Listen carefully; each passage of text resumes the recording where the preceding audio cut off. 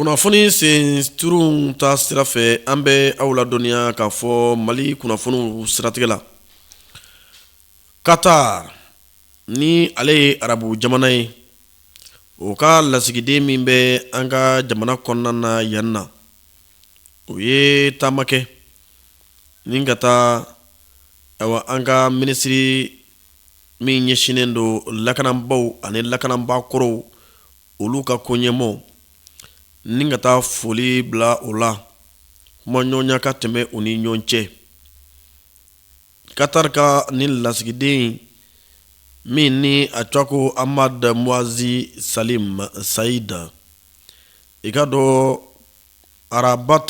tarata tɛmɛnen n'o bɛnna Novembre kalo tile 18 ma, a ye taama in boloda ni ka taa général de corps d'armée général de corps d'armée Sadio Kamara, voilà, a taara a ka cakɛyɔrɔ la. Général de corps d'armée Sadio Kamara a ye a ka dayɛlɛ ni maa kofɔlɔ in ye n'o ye Qatar lasigiden in ye. U ye ɲɔgɔn ye kɛ o ni ɲɔgɔn cɛ, ɲɔgɔn ye min ni a bɛ don hukumu min kɔnɔna la,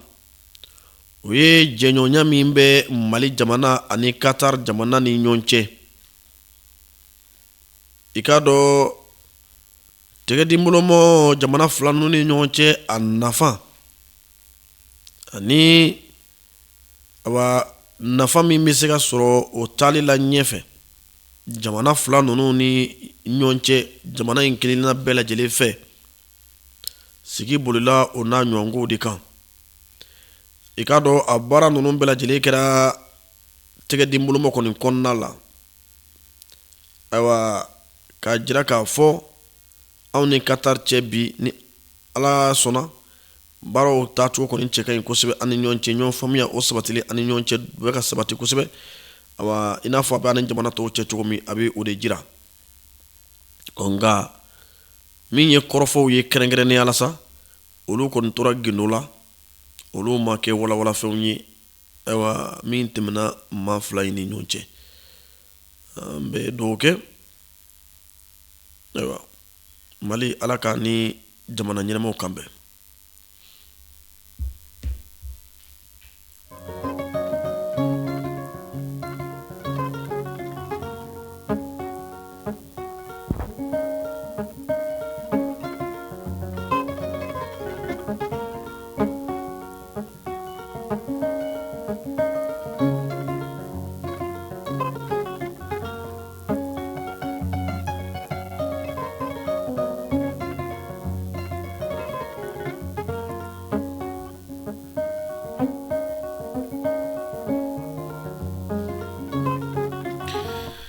Alisa an bɛ to Mali kunnafoniw kɔnɔna la.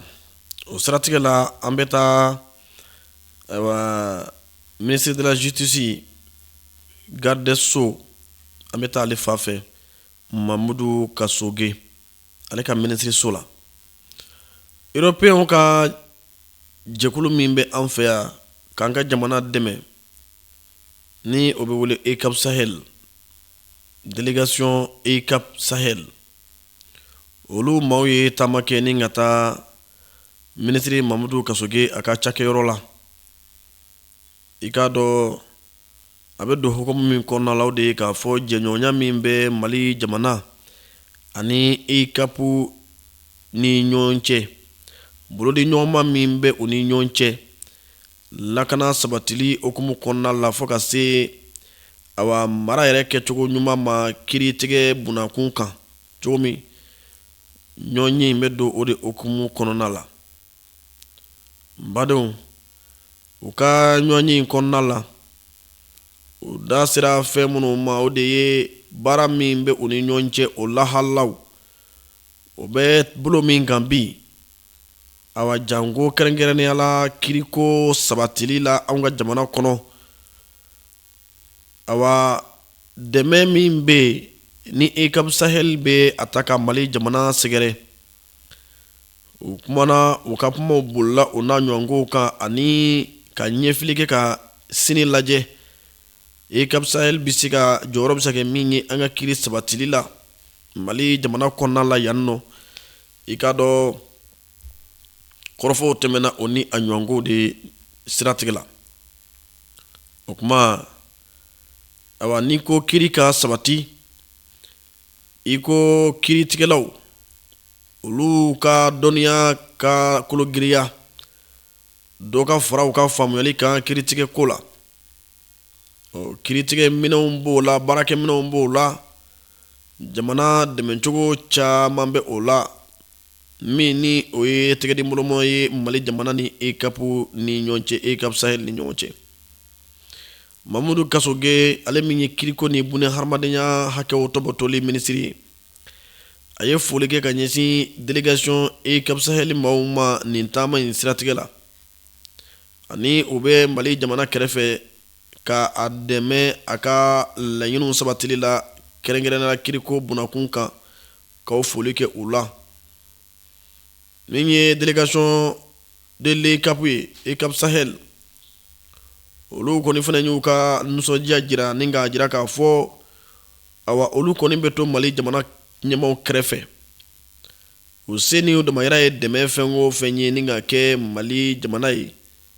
u tɛna to kɔ o baara in kɔni kɛli la cogo si la. A ka ja kiiri sabatili dɛmɛ kɛli walasa awa u ka bolodi ɲɔgɔnma in ka kɛ bolodi ɲɔgɔnma awa nafama ye kɛrɛnkɛrɛnnenya la Mali kiiriko ma. Olu fana ka kɔrɔfɔw kunjɛ la olu da sira o ma. Awa min ye an ka jamana ɲɛmaaw ye n'o ye Asimi Goyita n'a ka baara ɲɔgɔnw ye, u n'ale fanga la, u ye taa sira ta k'a jira k'a fɔ Mali jamana yuruguyurugu ɲɔ ɲalen don jamana in kɔnɔ kojugu, wa ni maaw ye jamana forobafɛnw soɲa, i k'a dɔn u bɛ taa a don fɛnw na fɛn minnu n'u b'a jabɔ kɔfɛ. Asimi Goyita y'a jira k'a fɔ o tɛ baara ye min bɛ bɛn sariya ka bila sen kan, ka cakɛda kɛrɛnkɛrɛnnen bila sen kan, cakɛda kɛrɛnkɛrɛnnen min n'u bɛ baara kɛ sariya kɔnɔ, maa minnu ni u nɔminalen don kiiri fɛ, n'u ye jamana ka foroba nafolow buruja ka se ka awa olu ka bololafɛnw minɛ u la, bololafɛn minnu jɔkun nɔmɔ bɛ taa se u ka cɛnni jɔkun nɔmɔ ma. A bɛ fɔ o de ma ko awa ka u ka bololafɛnw sɛzi, ka u ka bololafɛnw k'a minɛ u la. O cakɛda kura dayɛlɛla Asimi Goyita fɛ Mali jamana kɔnɔ min bɛ wele nanzarakan na ko Agence de recouvrement et de gestion des avoirs saisis ou confisqués. O kuma ntɛnɛn tɛmɛnen n'o bɛnna Novembre kalo tile 17 ma san 2025, i ka dɔn k'a fɔ kala dɔ dayɛlɛla olu ye, kala min ni a laɲini ye ka se ka dɔ fara u ka faamuyaliw kan baara in sabatili la u fɛ. I ka dɔn kala in a ɲɛmaya tun bɛ maa min bolo, o ye minisiriso min ɲɛsin bɛ kiiriko ani bunɛ hadamadenya hakɛw sabatili ma, o conseil technique n'o ye Ibrahim Berté ye. I ka dɔn awa a ɲɛmaya tun bɛ ale bolo. A kɛra Bamako yan, laɲini belebeleba ni y'o fɔ aw ye, n'o ye k'a fɔ dɔ ka fara baara in kɛbaw, cakɛda in maaw ka dɔnniyaw kan baara in bɛ se ka sabati u bolo cogo min na. Awa a baaraw bɛɛ lajɛlen labɛnna maa minnu fɛ ni ka musakaw bɔ, o de diɲɛ tɔnba ka tɔn min bɛ yen n'a bɛ wala f'a ma ko PNUD, Programme des Nations Unies pour le développement. O ka cakɛ bolo min bɛ yen, o ka ca bolofara min bɛ an ka jamana kɔnɔ n'a bɛ fɔ ma ko LUCI, o tako filanan, o hukumu kɔnɔna la nin baara in kalanbulon in bɛ ala ka kɛ. Ayiwa tile 6 ɲɔgɔnko don, u bɛ bila hakilijagabɔ minɛ kɔnɔ ka dɔnniyaw dɔ fara dɔnniyaw kan k'u kologiriya walasa baara in bɛ se ka sabati u bolo cogo min na malidenw ka nimisi wasa kɔnɔna la. Laɲini belebele o de ye an bɛ dugawu kɛ baara in ala k'u faga se a la. Ayiwa jamana in ala k'a kɛ kokajɛ jamana ye. Vraiment an bɛ taa ɲɛfɛ.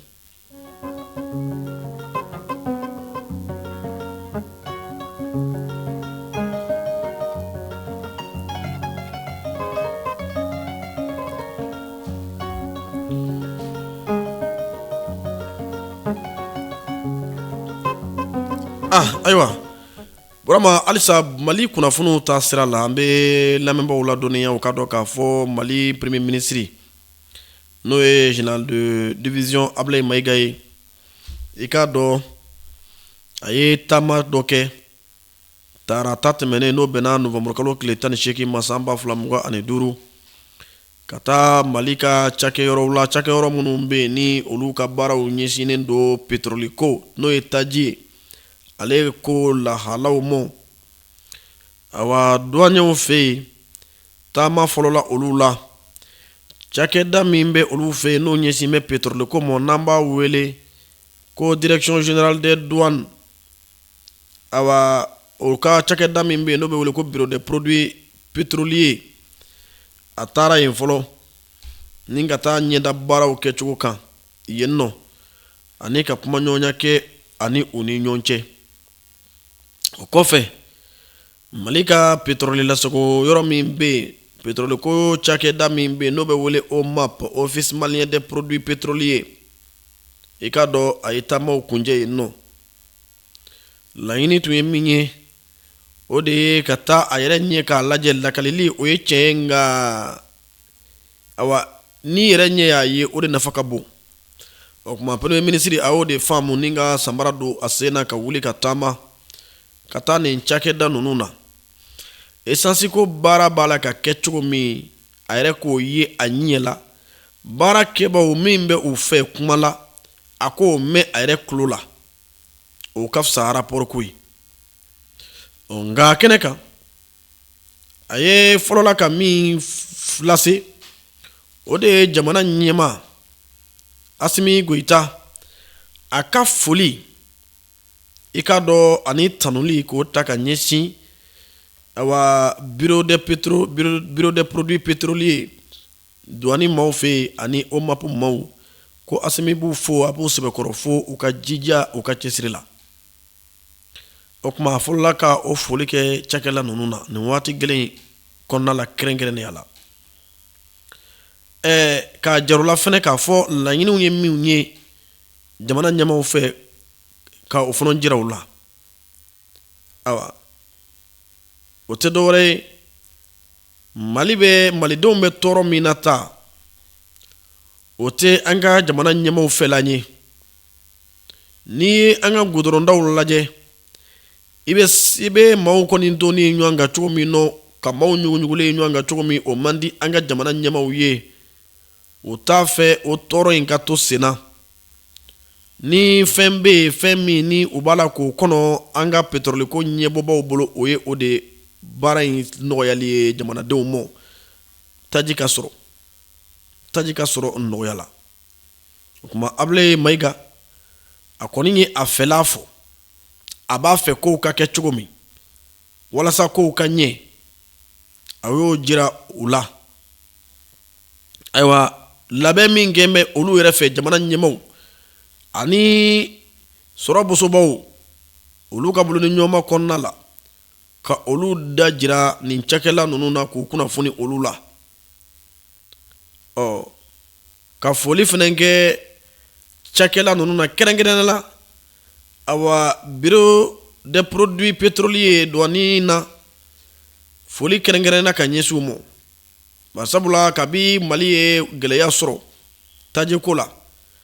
octobre kalo tile 11 san 2025 fo ka se bi ma dakasuna tɛ olu ye u bɛ baara daminɛ sɔgɔmada fɛ fo dugujɛ sɔgɔmada 24h/24 i taara su fɛ i b'u sɔrɔ baara la i taara tile fɛ o de ka jugu n'a bɛɛ ye da tɛ tugu kuma si olu ka baara ɲɛsin bɛ min mɔ kɛrɛnkɛrɛnnen na o de ye ni taji bɔra jamana kɔ kan ka na awa u ka se ka taa u ka enregistrer u ka lakodɔn u ka tɛmɛ sariya sira fɛ ni ka sɔrɔ k'u labɔ k'u kɛ awa taji tila bondonw kɔnɔ n'o ye station service ye an ka sigidaw kɔnɔna la o kuma walasa awa sernu n'o ye taji ta mobile ye olu kana jɔlen kana mɛn o kuma olu y'u ka baara kɛ don o don ye 24h/24 su tɛ tile tɛ u b'a bɛɛ lajɛlen kɛ ɲɔgɔn fɛ jamana ɲɛ premier ministre a y'o foli kɛ i ka dɔn o cakɛlaw la kɛrɛnkɛrɛnnenya la baaraw kuncɛra o ni a ɲɔgɔnko foliw kan nka foli belebeleba Ablaye Mayiga ma ɲinɛ cogo si la ka o lase malidenw ma ani chauffeur mo. A ko nin ko in a kɔnɔna la a kuma tɛ se ka fɔ cogo si la f'i ka malidenw fo u ka jija la ka chauffeur fo u ka jija la. Ablaye Mayiga a y'a ka kɔrɔfɔ kunjɛ ni o foli fila de ye. An bɛ dugawu kɛ ayiwa ko in Ala ka a nɔgɔya, Ala ka nɔgɔya hali n'a y'a sɔrɔ a ma nɔgɔ. Komi an bɛ kunnafoni sen tɔlon kɔnɔ commentaire t'a la.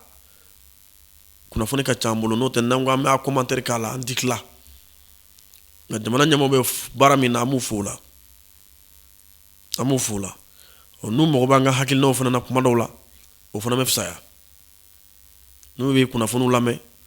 k'an ka hakilinaw ta k'an lamɛnbaaw lamɛn an bɛ kɔrɔfɔ di lamɛnbaaw ma olu bɛ min fɔ k'o lamɛn o bɛ sɔn k'u dɛmɛ. N'o tɛ majɛ bɛ baara in de kɛcogo la. Taji hakɛ donni Mali la problème t'o ye bilen dɛ. Taji la tila cogo ni taji la baara cogo problème de y'o ye sisan. Nka n'u mago bɛ an ka ɲɛfɔɲɛ k'u ye hali n'u ko an ka rapport k'u ye rapport min bɛ taa page 2 ni 3 la an b'a kɛ ka d'u ma. Nka kuma dɔw la u fana mago t'an na dɛ. Nka Mali ko don. Hakili la an ye sɛbɛnni dɔw kɛ.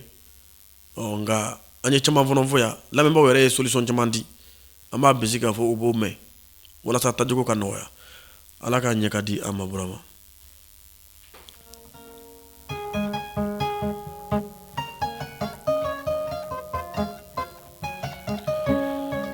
Burama Mali kunnafoniw la halisa.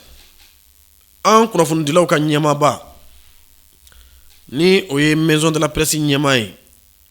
Banjugu Dante o ye a kan mɔnɔbɔ ka ɲɛsin kunnafonidilaw ma k'a fɔ nin y'a waati ye kunnafonidilaw ka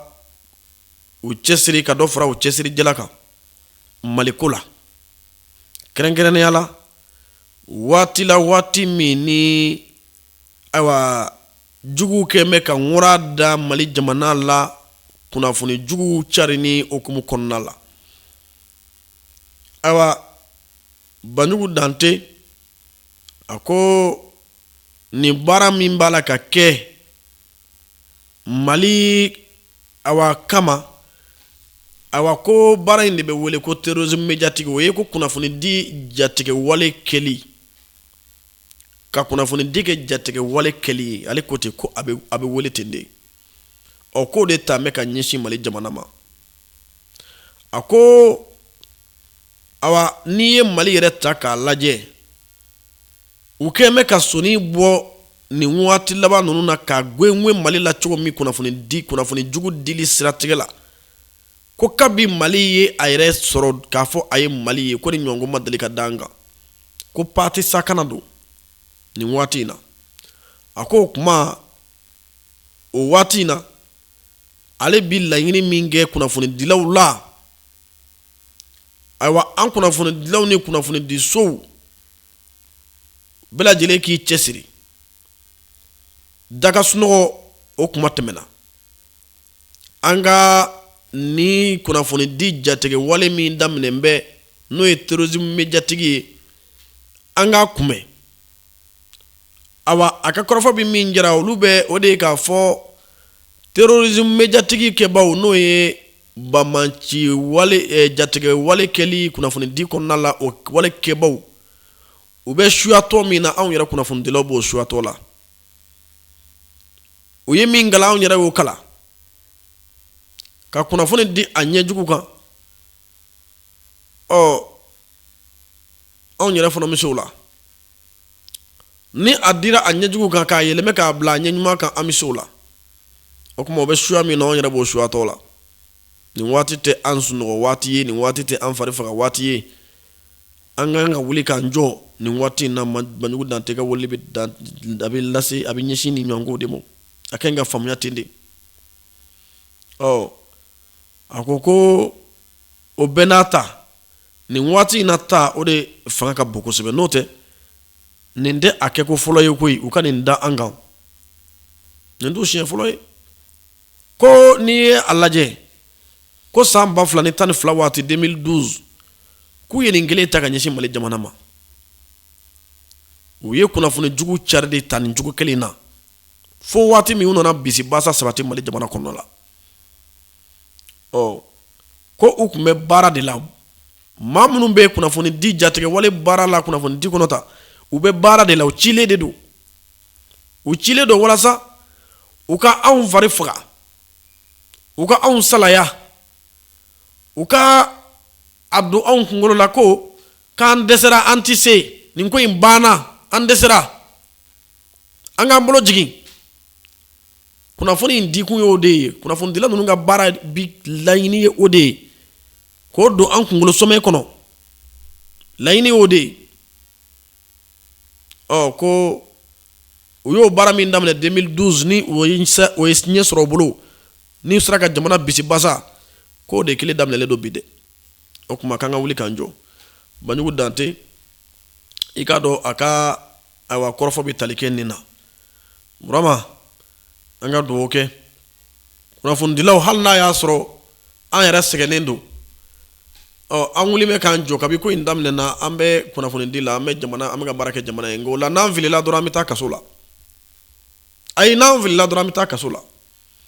n'an filila ka fɛn fɔ État ma an bɛ taa kaso la n'an filila ka fɛn fɔ parti kelen min ma o bɛ taa n'an ye kaso la a bɛ ten nka o bɛɛ n'a ta ni fɔ k'i ka baara ye min ye i b'o de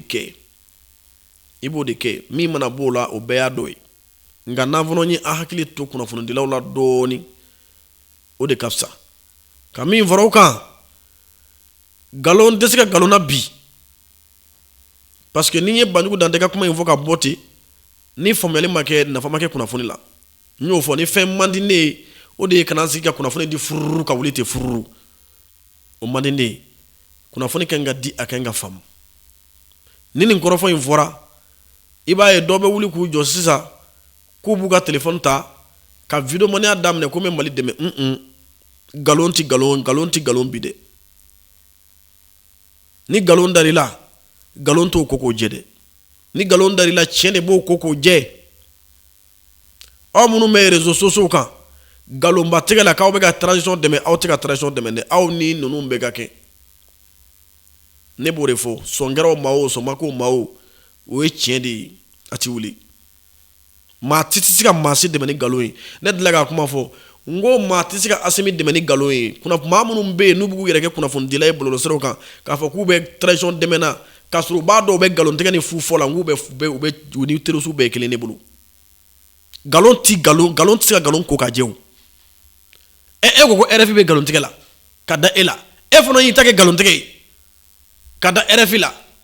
wala k'a da i ka jamana ɲɛmaaw la u ma min kɛ k'o fɔ k'u y'o kɛ mais e ni RFI bɛɛ ye kelen ye o ne ko bi n ko Asimi ye kuranko ba pewu n ko sini bɛɛ n ko kuran tɛ tigɛ Bamakɔ bilen ne ye n sigi ka nin fɔ kuma in fɔtɔ cɛ ka ɲi dɛ a ka di e min bɛ Asimi fɛ e bɛ kɔntan o mais ni sini dugu jɛra kuran ma sɔrɔ sinikɛnɛ dugu jɛra kuran ma sɔrɔ o dugujɛ dugu jɛra kuran ma sɔrɔ mun bɛna kɛ jamanadenw bɛ tigɛ ne la mais ne yɛrɛ dɔrɔn tɛ dɛ u bɛ taa ko fo u bɛ tigɛ hali jamana ɲɛmaa yɛrɛ la o kuma o de tun y'a fɔ an ye dɛ u tun y'a fɔ an ye ko nin bɛ tan dɛ u y'a fɔ aw ye Asimi y'a fɔ aw ye wa ORTM y'a fɔ aw ye wa e y'a mɛn Duripa la wala Lesor y'a fɔ de AMAP wa Radio Bawle y'a fɔ wa Radio Kiledu y'a fɔ wa Téléso privé y'a fɔ wa olu ye kunnafonidilaw de ye ne y'i pan kunnafonidilaw kunna ka t'i sigi vidéomaniw lamɛnni la vidéomaniw mana min fɔ o ka dɔn mun ka d'olu da ye a bɛ bɛn o da ma u ka téléphone ta ye u b'o de fɔ ça n'a rien à voir avec l'information ne n'i sigi k'o lamɛn olu kɛlen k'a fɔ ye ko Asimi bɛna jinɛ minɛ ka di maliden bɛɛ ma ko bɛɛ bɛ jinɛ kelen bila i ka so k'o kɛ o b'i ka minɛ nɔgɔ ko e kɛlen k'i sigi ka da o la n'o jinɛ ma sɔrɔ k'i bɛ jigin Asimi la kana jigin Asimi la dɛ Asimi ma f'i ye dɛ Asimi ka kumadaw bɛ yen kuma sira dɔw bɛ yen kunnafonidi sira dɔw bɛ yen n'i y'o mɛn yen i b'a dɔn cɔ k'o ye Asimi bɛ nin ko in kalama wa nin ko in ye tiɲɛ nin ye officiel ye hali anw kunnafonidila privéw anw bɛ kunnafoni ta kunnafonidilabaw de fɛ jamana ka kunnafonidila an b'a fɔ an tɛ kunnafoni ɲini an yɛrɛ ye dɛ mais jamana ka kunnafoni bɛ kunnafoni la anw tɛ a ta an kun fɛ n'a ma sɔrɔ ORTM na a ma sɔrɔ ESOR fɛ a ma sɔrɔ AMABU fɛ a ma sɔrɔ ayi o jara maa min ye o ma diya maa min ye o média d'État ninnu an bɛ u bila an ɲɛ de o dɔrɔn tɛ baara kɛ mais an b'u bila an ɲɛ de n'u ye min fɔ anw fana bɛ wuli k'o ta k'o sɛgɛsɛgɛ a bɛ se ka kɛ anw b'a fɔ ka ɲɛ ka tɛmɛ u ta kan a bɛ se ka kɛ anw b'a développer ka tɛmɛ u ta kan mais f'i k'a dɔn k'a fɔ ko bɛɛ tɛ kunnafonidila ye parce que Banjugu Dante ka kɔrɔfɔ la ani Malien caman bɛ ka wuli ko an ka kunnafoni jugu kɛlɛ mais an tɛ se ka kunnafoni jugu kɛlɛ ni kunnafoni jugu de ye fo ka fɔ maaw ye o ka faamu donc vidéoman minnu bɛ yen n'u bɛ ka fiɲɛ ta nin waati laban ninnu na ka dimi ko a fɔra ko yala ko média d'État dɔrɔn de kan ka lamɛn kunnafonidila wa o de digira u la aw ko ma fɔ koyi ni maa kan ka wuli ka ORTM baarakɛlaw jaabi kɔrɔfɔ in na anw kunnafonidila privéw de don les médias privés aw médias sociaux ninnu pour le moment aw tɛ cadre kɔnɔ koyi non Aki ko a bɛna fɛɛrɛ kɛ ka médias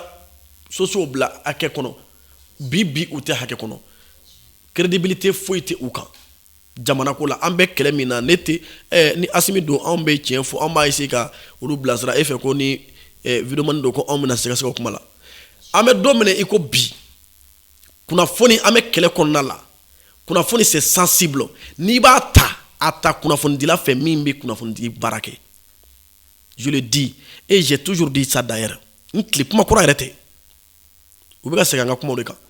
ne tile kelen y'o fɔ dans le temps de guerre là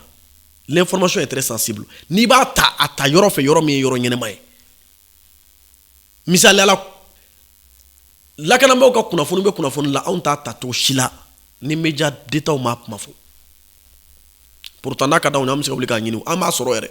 an bɛ wele kuma dɔw la a bɛ fɔ k'an ka taa ɲɛ da u kan yɛrɛ mais tant que a ma fɔ yɔrɔ dɔ la anw t'a fɔ donc joli ti kɛnɛya nɛ kan mɔgɔw bɛ kuma min munumunu ne t'a munumunu n'aw b'a fɛ ka lafiya kunnafoni ko la an bɛ kunnafoni ta yɔrɔ la yɔrɔ minnu ye kunnafoni di yɔrɔ habilitelenw de ye n'o tɛ kana kɛ maa si kɔnɔ ko nkalon bɛ se ka nkalon ko k'a jɛ tiɲɛ tɛ nkalon dara ne na ko ne ye sonyɛli kɛ ne fana ye nkalon da dɔ la ko fana ye sonyɛli kɛ o tuma mun bɛ yen nkalon tɛ nkalon ko k'a jɛ dɛ donc je voulais pas ka temps t'a kan mais n t'a fɔ ka tɛmɛ ten n'a ma faamu